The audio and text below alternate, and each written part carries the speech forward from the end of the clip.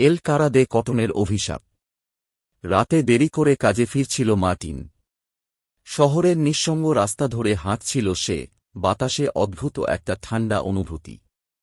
চারপাশ নিস্তব্ধ, শুধু দূরে একটা স্ট্রিট লাইট ঝিমিয়ে ঝিমিয়ে জ্বলছে।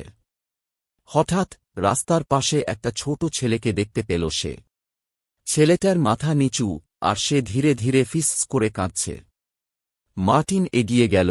ছোট্ট বন্ধুর কি হয়েছে? তুমি এখানে একা কেন? ছেলেটা ধীরে ধীরে মুখ তুলল, আর মার্টিনের ভেতরটা হিম হয়ে গেল। ছেলেটার মুখ তুলোর মতো সাদা, নিখুঁত গোলাকার। কোনো চোখ নেই, কোনো নাক নেই, শুধু একটা অস্পষ্ট মুখাবয়ব, যেন কেউ তুলো দিয়ে তৈরি করেছে। অন্ধকারের মধ্যে সেই বিকৃত মুখটা কাঁপতে কাঁপতে বলল, তুমি কি আমাকে সুন্দর বলবে?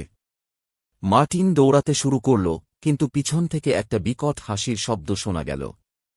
সেই তুলোর মুখ ছেলেটি ধীরে ধীরে তার দিকে এগিয়ে আসছে, তার মুখের গর্তটা আস্তে আস্তে বড় হয়ে যাচ্ছে। সকালবেলা রাস্তার ধারে শুধু মার্টিনের জুতা পাওয়া গেল। কেউ জানে না সে কোথায় গেল, কিন্তু শহরের পুরনো লোকেরা জানে। এল কারা দে কটন যার সামনে আসে, সে আর কখনো ফিরে আসে না।